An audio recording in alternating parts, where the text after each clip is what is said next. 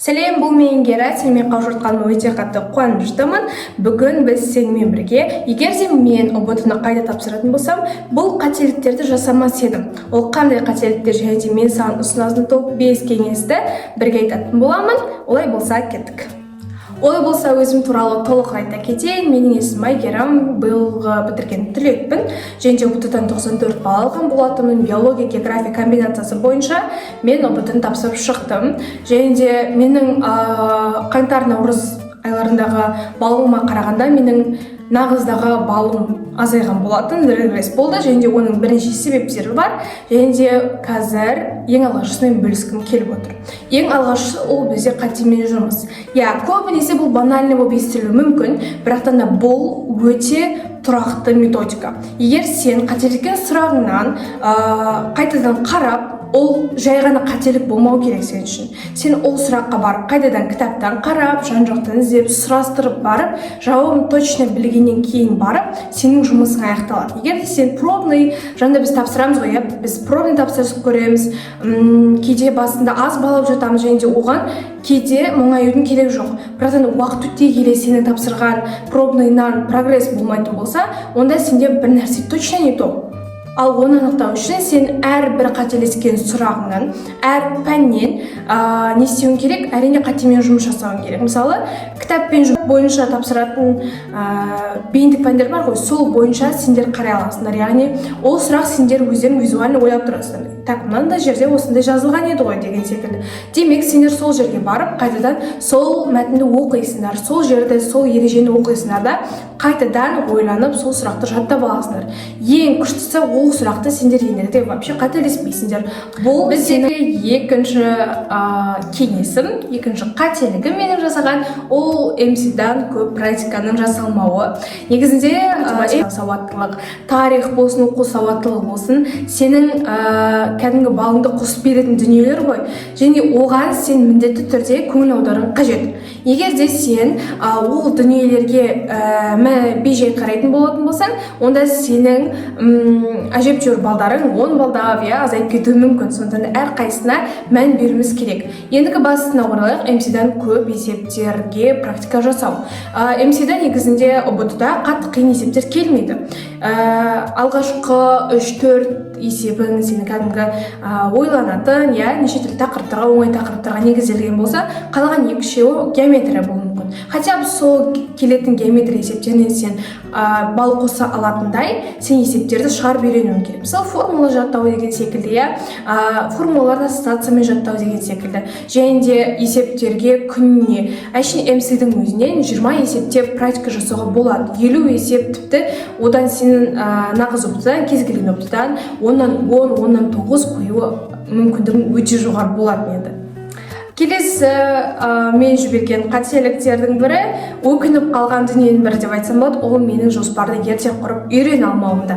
Менің өзім тамыздық поток болдым 140-та. Сол кезде мен алғашқы 2 пәнмен бастаған кезде 2 пәннің өзі маған қиындық соқтырған болатын. Және де сол кезде ойлайтын, яғни мен ертең 4 пән алатын болсам, маған бұдан да қиын болады, демек маған уже жоспар құрып үйрену керек. Маған уже кітаптың барлығын қазірден жүйелі оқу керек деген секілді ой келді. Сол кезден бастап мен жан-жақтан сұрастырып, ютубтан көріп деген секілді сондай жоспар құрып үйренген болатын. Және де сол кезден бастап менде өзіме ыңғайлы жоспар құратын методика пайда болды. Және де соның арқасында мен тіпті 4 пәнді де мектептегі қарбаласпен бірге де өте сәтті аяқтап шыққан болатын. Сол себептен де жоспарды ерте құрып үйренбегеніме өкінемін шамалы, бірақтан да оны қайтадан оқып алуға мүмкіндіктерің бар. Негізінде жоспар құру десе көбінесе травма болып қалған, яғни жоспар құрасың, бірақ вроде бы жақсы, бірақ орындалмайды. Бұл таныс жағдай. Және де мен де сондай травмамен осы ұбт жолын бастаған болатым, бірақтан да мен түсіндім, маған арналған методика табу керек. Мен өзіме ыңғайлы жоспар құралуым керек деген секілді. Сенің уақытың тығыз болып қалуы мүмкін кейде, сенің кейде тапсырмалар көп болып қалуы мүмкін. Сондай кезде саған жоспар міндетті түрде қажет болады. Сондықтан да кез келген нәрседе жоспар құрып үйрену қажет. Келесі методика ол қиналған тақырыпты тастап кете беру. Міндетті түрде ол қандай пән болмасын, ішінде белгілі бір ауыр немесе бір ұзаққа созылған тақырып болады. Және де ол тақырыпты сен тастап кете беретін болсаң, ол сол кезден бастап уже алдыңа келе береді, ол тақырыптан сұрақтар келе береді. Және де уже сен ол тақырыптан балың азайған сайын уже жынданып бастайсың, иә. Вот сол үшін кейін барып өкінбес үшін сен қазірден бастап қиын тақырыпқа бірінші көңіл бөліп, одан кейін барып жеңіл тақырыптарға осқаның жөн. Өйткені егер сен хотя бы сол кішкентай қылып бастап оқып, үлкен тақырыпты да меңгере аласың. Ең бастысы тағы да айтамын, жоспар болу қажет.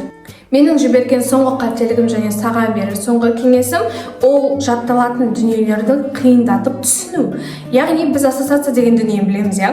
Кез келген дүниені оңай, жаңағындай қалай айтсақ болады, оңай түрде жаттап алуға болады.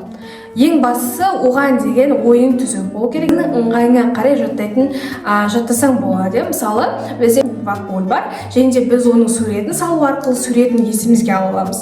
Және де оның атқаратын қызметтің қоқыс жәшігі дейтін болса, кей жерде оны жинаушы деген секілді ассоциациямен жаттауға болады. Бұл ең оңай, иә. Бірақ егер саған бір қиын тақырыптар келіп қалатын болса, оған деген бірінші өзің түсінуің қандай болады, және полностью оқып шығып, оған бір көз алдыңа елестетіп, бір оқиғамен байланыстырып деген секілді ассоциация беріп жаттауға болады. Кейде жатталатын тақырыптар болады, кейде түсінетін тақырыптар болады. Жатталатын тақырыптарды міндетті түрде не болса да жаттау қылып құрастырып, иә, солай жаттауға болады. Ал түсінетін тақырыпты ол біреуге түсіндіру арқылы, жұптық жұмыс арқылы түсінуге болады. Сондықтан да менің айтқан саған 5 кеңесім саған ауадай қажет болады деген үміттемін. Сен жібермейсің деген үміттемін. Және де менің саған айтқым келетіні ұбт ол кішкентай ғана жол деп айта алмаймын. Оған сенің 1 жылың кетеді, тіпті 2 жылдап дайындалып жатқандар бар, иә. Сондықтан да әр қайсысының ішінде үміт ақтау керек деген дүние бар. Грантқа түсуің керек, ата-анамды қуантуың керек. Бірақтан да сен білуің керексің. Әр қашан оңай жол жоқ. Сен оқу керексің, тырысу керексің, еңбектену керексің, потом барып берекесі болады. Ең бастысы сен өзің қалаған мамандығыңды жақсы көру керексің. Кеңесім жас тілек берме. ұбт 1 жыл, 2 жылында алғанымен нәтижесі тәтті болатынына сенімдімін. Осы 5 қателікті жасамауға тырыс.